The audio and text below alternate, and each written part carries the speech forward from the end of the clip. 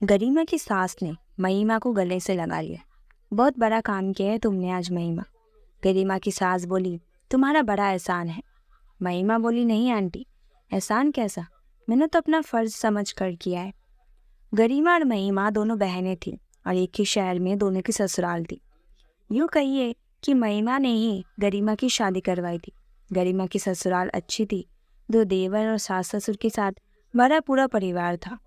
पैसों की भी कोई कमी नहीं थी। बहुत तो नहीं था, लेकिन ठीक ठाक था। दोनों देवर की भी शादी हो गई थी। दोनों अपने परिवार के साथ अलग अलग शहर में रहते थे। गरिमा सास ससुर के साथ रहती थी। गरिमा का पति ज्यादा कुछ कमाता नहीं था। गरिमा की सास गरिमा को ही दोषी मानती थी कि उनका लड़का ज्यादा कुछ काम नहीं करता था। घर का खर्च सास ही उठाती थी। दो बच्चे थे गरिमा के, एक 10 साल का और एक 14 साल का। सास हर छोटी बड़ी बात में गरिमा को ताने मारती रहती थी। यदि रसोई में बच्चों के लिए कुछ बनाने लगती या कपड़े धोने लगती मशीन में, तो टोक देती कि पति की कमाई तो है नहीं, ये नहीं है कि खुद भी कुछ करे, और खाना बनाने को सब कुछ चाहिए। अभी थोड़े दिन पहले रसोई का सामान मंगवाया, सब खत्म हो गया। गरिमा मन ममोज कर रह जाती। चूंकि घर का खर्चा सास ही चलाती थी, तो ताने मारती रहती थी। उनका लड़का ज्यादा कुछ कमाता नहीं है, तो गरिमा क्या करे। उसने थोड़ी मना किया है कि काम ना करे।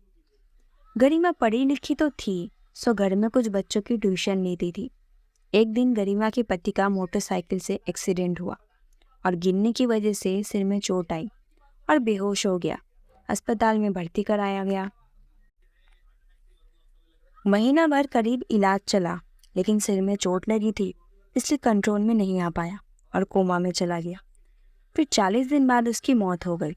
कच्ची गृहस्थी थी गरिमा की, और गरिमा की भी अभी उम्र कम थी।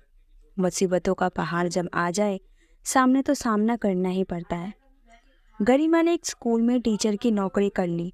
जैसे तैसे समय कट रहा था, लेकिन गरिमा को धीरे धीरे बीमारियों ने घेर लिया है।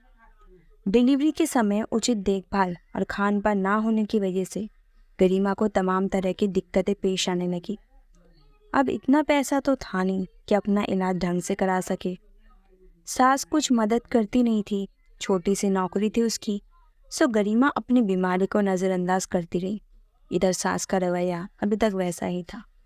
बेटे के जाने का गम तो था, लेकिन उसका परिवार है, बच्चे हैं, घर में, चलो उनकी ही देखभाल कर दो ढंग से, या थोड़ी मदद कर दो, लेकिन वो नहीं करती थी। खाना पीना दे देती थी, उसे का एहसान जताती थी। गरिमा का मासिक धर्म कुछ समय से अनियमित चल रहा था।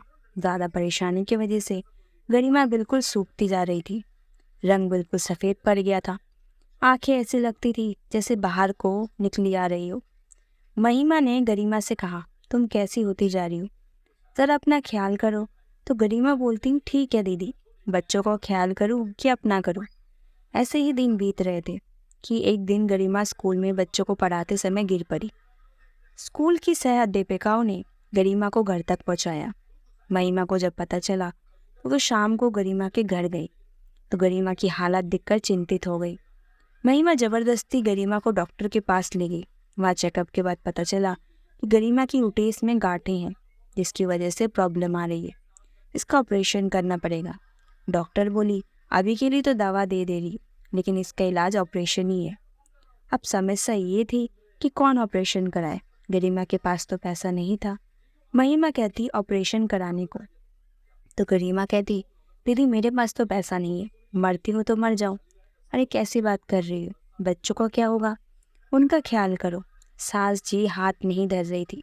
महिमा के पास भी इतना पैसा नहीं था कि वो भी कुछ कर सके। महिमा के बेटे ने इंजीनियरिंग की पढ़ाई पूरी की, अभी उसको नौकरी मिली है। बेटे ने अपनी पहली सैलरी से 25,000 रुपये महीना महिमा के पास भेजे, तो महिमा बहुत खुश हुई। पैसे मिलते ही महिमा को गरिमा का ख्याल आया। बेचारी इतनी परेशान है, चलो उसकी कुछ मदद कर दे। थोड़ा गरिमा मिलाए और थोड़ा हम मिला दे तो काम बन जाए। महिमा गरिमा को लेकर अस्पताल गई, लेकिन वहाँ जांच वगैरह कराने में ही काफ़ी पैसे खर्च हो गए और पता चला कि गांठें एक की बजाय 3 हैं, और ऑपरेशन के बाद गांठें दिल्ली भेजी जाएगी कैंसर के जांच के लिए, उसमें भी खर्च आएगा। महिमा गरिमा को लेकर घर आ गई। अब गरिमा के पास तो पैसे थे नहीं, सास ससुर मदद कर नहीं रहे थे। कुछ 60-70 हज़ार का खर्च था। अगले महीने जब महिमा के बेटे ने फिर 25 हज़ार भेजे तो महिमा के मन में एक खुशी की लहर दौड़ गई। इस तरह सब मिलाकर जुलाकर महिमा के पास 70 हज़ार रुपये इकट्ठे हो गए। 3 बार कहा बेटे के पैसा मिलाकर। बेटे की पहली कमाई के पैसे थे तो किसी नेक काम में ही लगा दे, किसी की जिंदगी बच जाए। आज महिमा ने गरिमा को अस्पताल में भर्ती कराया और उसका ऑपरेशन हो गया। कैंसर का डर था तो वो भी नेगेटिव आया। बच्चों की किस्मत से गरिमा ठीक होकर घर आ गई। महिमा जब गरिमा को घर लेकर पहुंची तभी गरिमा की सास ने महिमा को गले लगा लिया। किया तो कुछ नहीं, चलो किसी का एहसान मान लिया, यही बहुत था। सास बोली तुमने बहुत बड़ा एहसान किया है गरिमा के ऊपर। महिमा को बुरा लगा, मदद करने को तो आगे नहीं आई। चलो ठीक है, मैंने कर दिया तो ठीक है।